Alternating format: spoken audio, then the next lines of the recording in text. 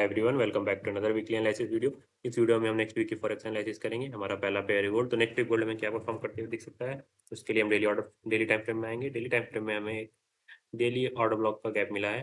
तो next week gold हमें ये करते हुए दिख सकता है कि इसने अभी इस जोन का ब्रेकआउट स्ट्रक्चर नहीं किया है, तो हम एक्सपेक्ट करेंगे कि ये इस गैप को फिल करने आए वीक खत्म मंडे मॉर्निंग को।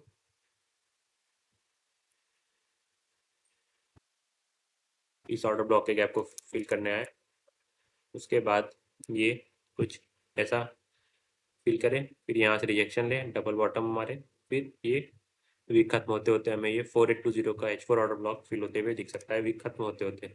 ये हमारा वीकली सिनेरियो ये है कि गोल्ड कुछ इस डेली ऑर्डर ब्लॉक को फिल करे, यहाँ से डबल बॉटम मारे, फिर अपवर्ड की तरफ कंटिन्यूएशन मूवमेंट दिखाए, और हमारा वीकली टारगेट रहेगा 4820। और ये एक इंपॉर्टेंट स्विंग लो है, तो 4500 का स्विंग लो ब्रेक होता है तो ये हमें नीचे की तरफ भी जाता हुआ दिख सकता है, 4400 टेस्ट होते हुए भी दिख सकता है।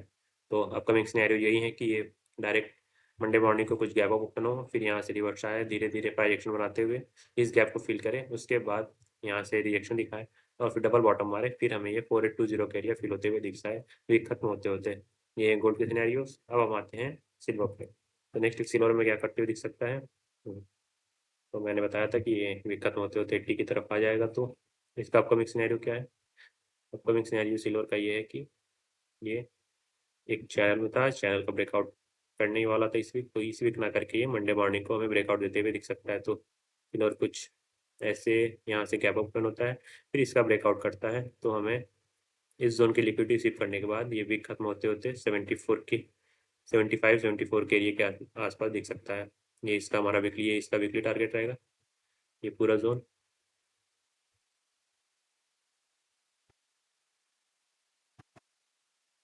ये रहेगा वीकली टारगेट, जो कि 74.178 का एरिया आता है। तो नेक्स्ट किलर में कुछ ऐसे परफॉर्म करते हुए दिख सकता है वीक खत्म होते होते। अगर ये गैप अप नहीं भी ओपन होता है तो ये डायरेक्ट कुछ इसका ब्रेकआउट करता है, ये इस लेग को हम थोड़ा इधर करते हैं, हाँ, इसका ब्रेकआउट करेगा, फिर थोड़ा ऊपर आएगा, इसे इस गैप को फिल करता है, फिर यहाँ से नीचे की तरफ इन जोन्स को फिल करने आ सकता है वीक खत्म होते होते। ये सिल्वर की सिनेरियो। और अगर बुलिश रहता है सिल्वर तो नेक्स्ट वीक हमें ये 185 की जोन के पास जाता हुआ दिख सकता है। हाँ, अगर सिल्वर बुलिश होता है, रिट्रेसमेंट नहीं आती है नेक्स्ट मंडे को, तो ये हमें वीक खत्म होते होते ये 86 जोन, 86 के एरिया के पास जाता हुआ दिख सकता है। ऑल दो इसने भी ब्रेकआउट स्ट्रक्चर नहीं किया इस जोन का, तो मोस्ट प्रोबेबल चांस है कि मंडे को रिट्रेसमेंट रहे।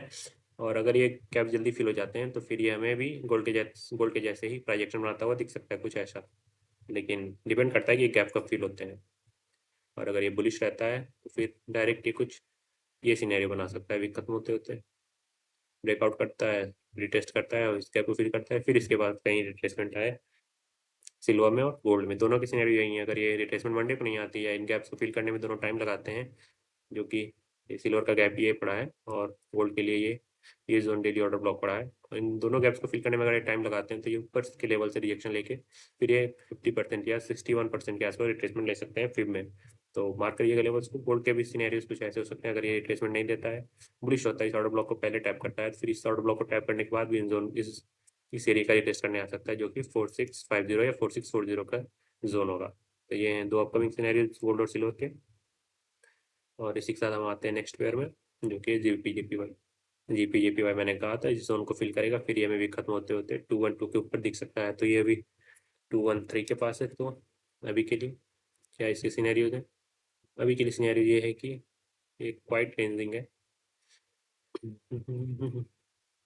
अभी के लिए जेपीवाई में सिनेरियोज ये हैं, ये पेयर्स क्वाइट रेंजिंग रहेंगे कुछ दिन, या अगर नेक्स्ट वीक ब्रेकआउट दे देते हैं मंडे को तो ये हमें वापस इसका ब्रेकआउट करता है, रिटेस्ट करता है, फिर ये हमें वापस 216 के ऊपर जाता हुआ दिख सकता है वीक खत्म होते होते, या फिर कुछ ऐसे पैटर्न्स बनाते हुए भी दिख सकता है। तो वीक खत्म होते होते ये दो प्राइजेक्शन के हिसाब से चल सकते हैं। और अगर बियरिश रहते हैं तो बियरिश सिनेरियो ये है कि ये भी एक चैनल में है,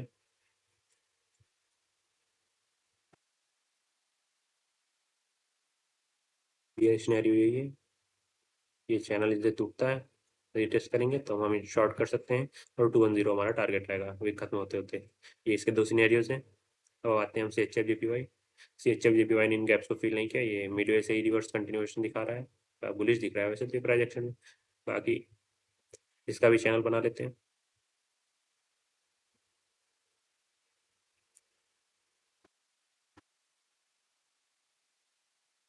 तो नेक्स्ट वीक क्या कर सकता है ये? नेक्स्ट वीक है H4 ऑर्डर ब्लॉक है, ये वीक खत्म होते होते या तो इस ऑर्डर ब्लॉक को फिल करने चला जाए, इसका वीकली टारगेट ये H4 ऑर्डर ब्लॉक हो सकता है, या फिर ये इस सप्लाई से ही रिजेक्शन ले सकता है। ये जो H4 का एक ऑर्डर ब्लॉक ये है, ऊपर जाने से पहले इसके पास 2 हर्डल है, एक ये 203 का एरिया और एक 204 का एरिया। तो कुछ ये या तो ऐसा प्रोजेक्शन बना के ऊपर जाए,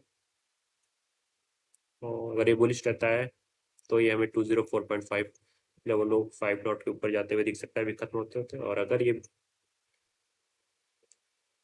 बियरिश सेंटिमेंट में है या फिर रेंजिंग सेंटिमेंट में है तो ये इस चैनल का ब्रेकआउट करता है, कुछ ऐसे रीटेस्ट करेगा, फिर इस H4 का ऑर्डर ब्लॉक को या इस सप्लाई को फिल करेगा, फिर यहाँ से दोबारा रिएक्शन ले सकता है और कहीं ना कहीं इन गैप्स को फिल करते हुए भी दिख सकता है। तो 200 का एरिया जो 201 का जोन है और 203 के बीच में ये कुछ ऐसे रेंजिंग भी रह सकता है वीक खत्म होते होते। और अगर बियरिश जाना होता है तो ये ऊपर को ब्रेकआउट ना करते हुए नीचे के जोन को ब्रेकआउट करे, रिटेस्ट करे और फिर ये 198 के जोन को फिल करने आ सकता है, या फिर इस जोन को फिल करते हुए भी दिख सकता है वीक खत्म होते होते। तो इसके 3 सिनेरियो में एक्सप्लेन करके चल रहा हूँ। एक बुलिश सिनेरियो होता है तो इसका ब्रेकआउट करता है तो इस सप्लाई से रिजेक्शन लेगा, फिर इस एरिया का रिटेस्ट करेगा, देन फिर ऊपर जाएगा 204 की इस ऑर्डर ब्लॉक को फिल करेगा, फिर वहाँ से रिजेक्शन लेगा। 204 इसका ओवरऑल टारगेट भी रह सकता है अगर ये बुलिश रहता है तो, लेकिन अगर रेंजिंग रहता है तो ये इसका ब्रेकआउट करेगा, रिटेस्ट करेगा, इस सप्लाई को रिजेक्शन लेगा और इस स्विंग लो को ये फिल करने चला सकता है, या इस स्विंग लो को जो कि 2011 पे है। तो मैं मार्क कर देता हूँ। इसका रेंज एक्सटेंड ये हो सकता है कि ये इसे फिल करने के बाद बेरिश होकर ये इसे फिल करने आ जाए, तब ये समझ लीजिए कि रेंजिंग रहेगा, फिर ये फर्दर ऊपर की तरफ नहीं जा रहा। अगर इसे ऊपर जाना है तो इससे इस जोन से, फिर इस जोन से रिजेक्शन लेने के बाद इसे रिटेस्ट करेगा, या फिर 202 का भी रिटेस्ट 202.500 का रिटेस्ट करें, उसके बाद ये रिवर्स हो जाए, तब ये बुलिश है। और इस जोन का अगर ब्रेकआउट नहीं कर पाता, इसे रिजेक्शन लेने के बाद यहाँ से ये डीप गैप फिलिंग की तरफ आ जाता है या डीप रिट्रेसमेंट ले लेता है, तो ये रेंजिंग रहने वाला है। और अगर डायरेक्ट इस चैनल का ब्रेकआउट होता है, रिटेस्ट होता है, तो हमें ये इन गैप्स के पास आता हुआ दिख सकता है 198.52। ये इसके कुछ अपकमिंग सिनेरियोज। अब हम आते हैं USD-JPY।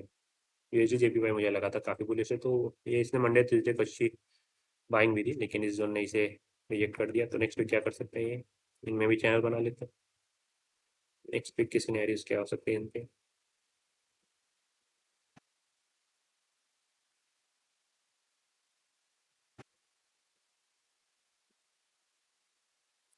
नेक्स्ट वीक का सिनेरियो यही है कि अगर ये नीचे की तरफ ब्रेकआउट देता है, इस गैप को फिल करता है, फिर ये हमें 155 या 154 के एरिया को फिल करते हुए दिख सकता है वीक खत्म होते होते।